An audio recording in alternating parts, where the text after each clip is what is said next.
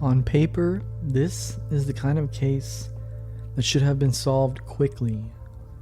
There were surviving victims, there were witness descriptions, and police moved fast. Within hours, roadblocks were set up around Las Cruces. Aircrafts were searching from above. The crime was public, brutal, and immediate. The kind of case that seems too large to disappear. But on the morning of February 10, 1990, two men walked into Las Cruces Bowl at 1201 East Amador Avenue in Las Cruces, New Mexico. Inside were 7 people, 3 adults and 4 children. The gunman forced them into the office, took the money from the safe, and shot all 7, set the room on fire, and left. 4 victims died that day. A 5th died years later from complications of her injuries, and no one has ever been charged.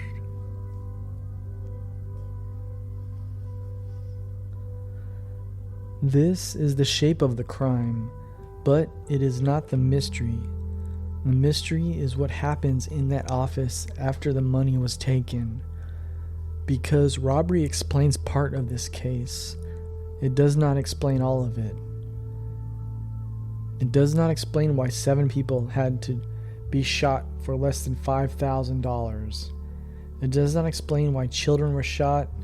It does not explain why a fire was set afterwards.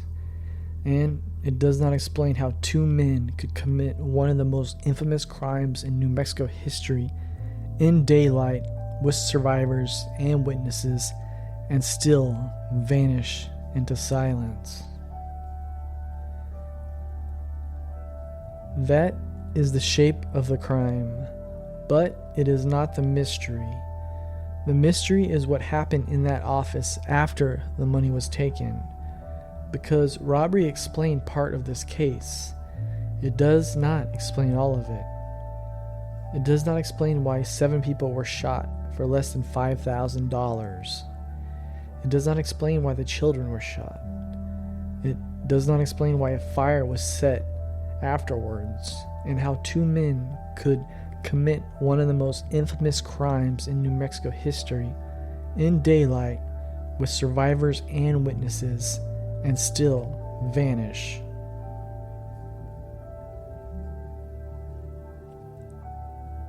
This is not just a story of a massacre.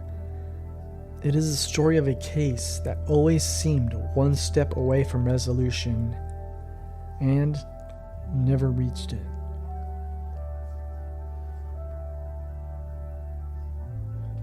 Tonight we're in southern New Mexico in a case that has haunted Las Cruces for more than 3 decades.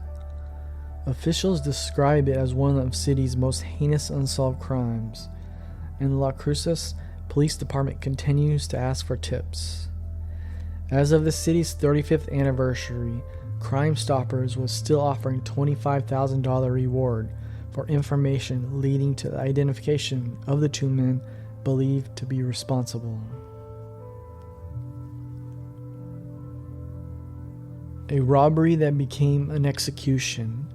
A child who called 911 after being shot multiple times. A city that locked itself down looking for the killers. And a question that still sits at the center of it all. Was it really just a robbery? There are crimes that become infamous because of who was involved.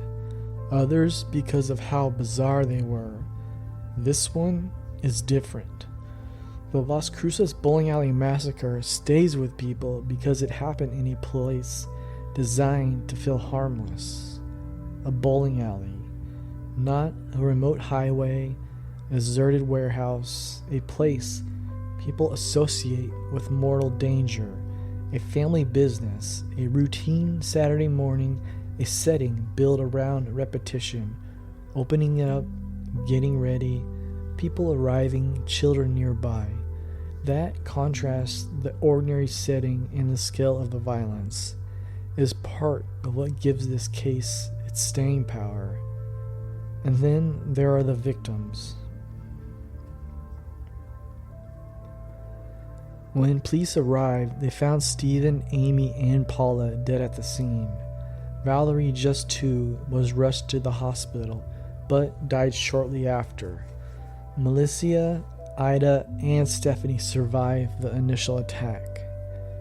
But in 1999, Stephanie died from complications related to the injuries she suffered that morning, bringing the death toll to 5. There were 4 children in that office. They were 13, 12, 6, and 2. That matters because this case does not ask the listener to imagine some abstract pool of victims. It asks you to picture an office with 7 human beings inside it, nearly half of them children, at the mercy of 2 men who had already gotten the money. This is where the case stops being a robbery story and becomes something else. Inside Las Cruces Bowl was Stephanie, the 34-year-old manager, preparing to open the business. With her was her 12-year-old daughter Melissa and Melissa's 13-year-old friend Amy. Reporting summarizes in this case record says the girls were there to help supervise the bowling alley's daycare. Ida, the alley's cook, was also working that morning. This is one of the details that gives the case its emotional force. Before the violence begins, the morning sounds normal. Manager opening up, kids nearby, kitchen running, routine. Then 2 men entered through an unlocked door, one armed with a .22 caliber pistol. Ida was in the kitchen when they came in. One of the men pulled the gun on her and forced her into Stephanie's office, where Stephanie, Melissa, and Amy were already being held by the second gunman. That is the first crucial pivot in this case. At this point, the crime is recognizable. Horrifying, yes, but recognizable. Armed robbery, hostages, threats, safe, money, and fear. A contained event with a possible exit path, however terrible. Then Stephen, the bowling alley's 26-year-old mechanic, walked in. He had his daughters with him, Paula, 6, and Valerie, 2. Because he had reportedly been unable to find a babysitter and intended to bring them to the alley's daycare. Not seeing anyone in the alley, he walked into the office, into the middle of the robbery. Now there were 7 people in that room, 3 adults and 4 children. And this is where the entire meaning of the case changes, because once Stephen entered that office, the gunman had a choice. And whatever happened next, they made one. This is the center of the case, not the entry, not the escape, not the reward money or the roadblocks. The center is the moment after the robbery was already in progress. The gunman ordered the victims to lie down. They took the cash and checks from the safe, and an amount later described as approximately $4,000 to $5,000. Then, according to investigators, they shot all 7 victims multiple times at close range and set fire to the papers or desk inside the office before leaving. Authorities had repeatedly described the victims as having been shot execution style. The sequence is why this case cannot be told simply as a robbery gone wrong, because gone wrong suggests disorder, panic, resistance, something unraveling. This feels colder than that. The victims were controlled, the money was taken, the gunmen were armed, mobile, and capable of leaving. But they did not leave, they escalated. And when they escalated, they did so against 7 people, including children so young they could not possibly threaten them. That does not tell us motive, but it does narrow the emotional logic of this crime. It suggests either a ruthless commitment to eliminating witnesses or something more personal, more complicated, or more intentional than simply a theft. And that is the question that shadows every theory in this case. Were murders part of the plan from the beginning, or did something shift in that room? If it was witness elimination, it was total. If it was panic, it was strangely methodical panic. And if it was more than a robbery, then the public has never been shown enough evidence to understand what that more was. Then the fire came, and that matters because a fire after shooting suggests another level of thought, not just violence, erasure, delay, destruction of evidence. Even if the fire was small, even if it failed in whatever purpose the killers intended, it says something about the mindset. They were not only trying to leave, they were trying to leave less behind. At about 8:30 a.m., Melissa, just 12 years old and suffering from multiple gunshot wounds, managed to call 911. Some reporting places the fire report at 8:33 a.m. Las Cruces officials continue to identify Melissa's call as a heroic act that brought police and fire personnel to the scene. There is no need to inflate that moment with dramatic language. It is already almost unbearable. A 12-year-old child in an office filled with smoke, blood, and catastrophic injury reaching for a phone after the gunmen were gone. That call is one of the reasons this case never becomes just an unsolved puzzle, because it anchors the story in the people who endured it.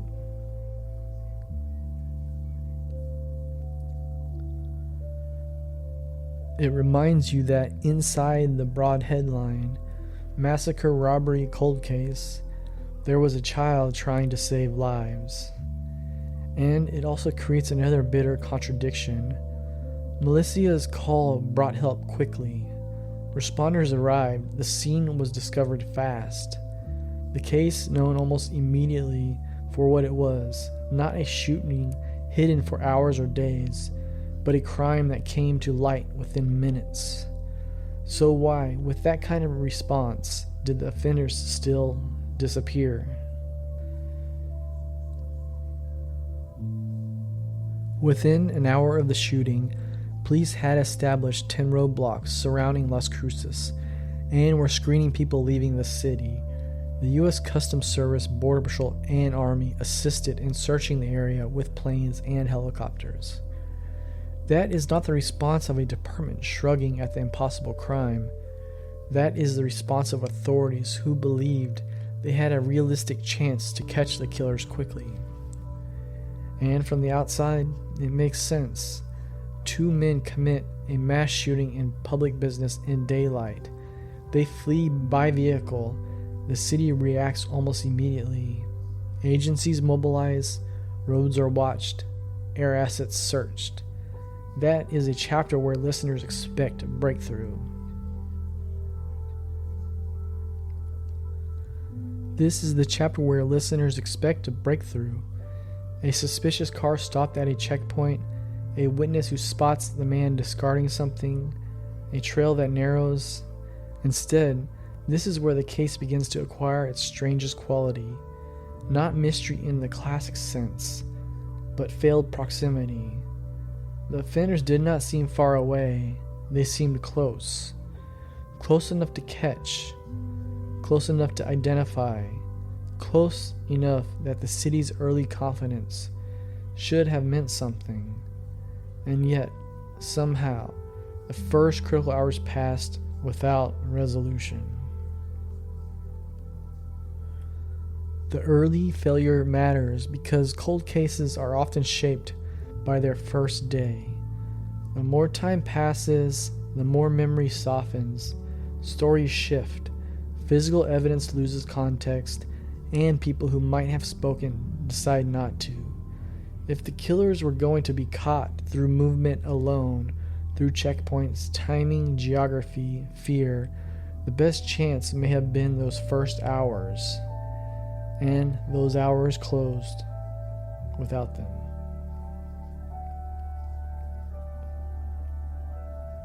Las Cruces police have publicly said investigators believe the perpetrators were two Hispanic men with dark complexions, and they both spoke fluent English.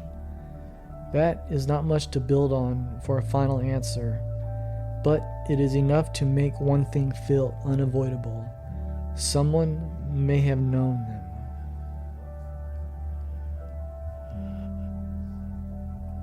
That is one of the most haunting truths in a case like this. Offenders do not vanish from the earth when they leave a crime scene. They return somewhere. They go back into some social world.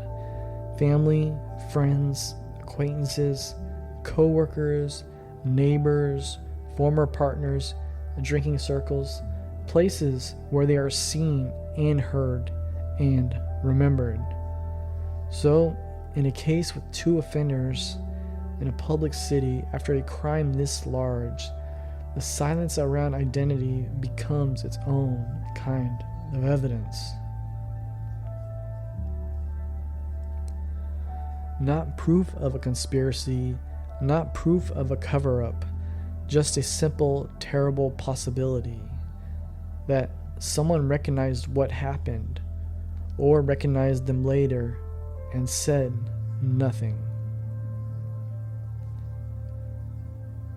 In 2016, reporting summarized in this case record quoted Anthony Turan, brother of Stephen, saying that in this day and age, a case like this should not go unsolved, and that numerous people saw the gunman, meaning someone out there knows something and needs to come forward. That is not forensic evidence, but it may be the most emotionally accurate sentence ever spoken about this case, because this does not feel like a crime committed by ghosts. It feels like a crime committed by men who passed through the world afterward under other names in other rooms in front of other people, and no one has ever forced that truth into the open.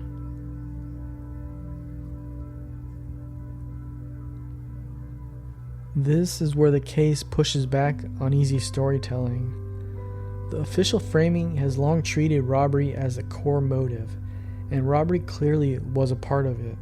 The safe was targeted, money was taken, and the assault began as a holdup. But robbery is not a satisfying explanation for the entire event. Not because robberies cannot become murders, they can, but because the violence here feels disproportionate even by the brutal standards of witness elimination. 7 people shot, children included, a fire set afterward, all for a relatively small amount of cash and checks. The imbalance is what keeps this case open in mind. It is also why people continue to wonder whether the bowling alley was chosen for a reason beyond opportunity. That is still only a question, not a proven fact.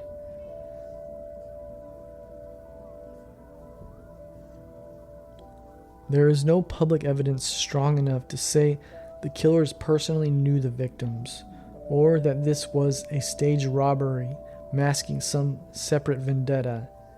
But there is enough in the structure of the crime to understand why the questions won't die. Why this place? Why the morning? Why continue after the money was secured? Why add fire to the shooting? If the answer is witness elimination, the killers were extraordinarily ruthless. If the answer was panic, they were strangely composed. And if the answer is the robbery was only part of the motive, the part we do not know yet may be the part that explains everything. That is the most unsettling version of this case.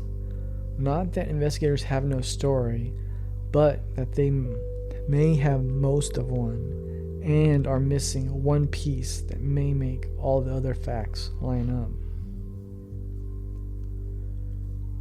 The case remains unsolved. Authorities have continued to revisit it publicly. Reporting summarized in the case records says investigators have various points tried to develop DNA profile from evidence found at the scene. Las Cruces officials still use anniversary notices to ask public for help. That persistence matters. It tells you the case has not been filed away emotionally, even if it has become a cold case administratively. And with every year, the same tension grows sharper. Modern listeners hear this case and assume that something this public, violent, and heavily witnessed should have broken open by now. That assumption is part of what keeps this story alive, because every decade that passes makes the same facts feel more unbelievable, not less.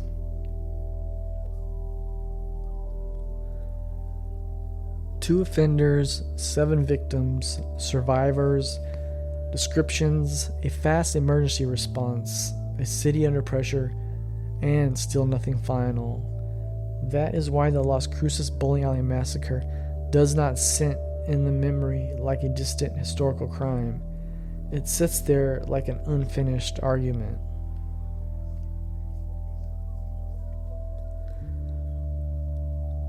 So what remains? Not just the names of the dead, though they matter. Amy Hauser, Paula Holgan, Valerie Turan, Stephen Turan, Stephanie Sinek.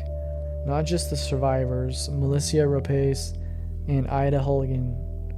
What remain in the shape of a case that should have resolved into an answer and never did. A robbery with too much violence, a crime scene with too many witnesses, a manhunt with too little result, and a city even now is still being asked to remember. And maybe that is the final truth of Las Cruces. That the haunting part is not only what happened inside that office, it is that somewhere beyond it, in memory, rumor, family history, fear, and silence, the names of those 2 men may have existed all along.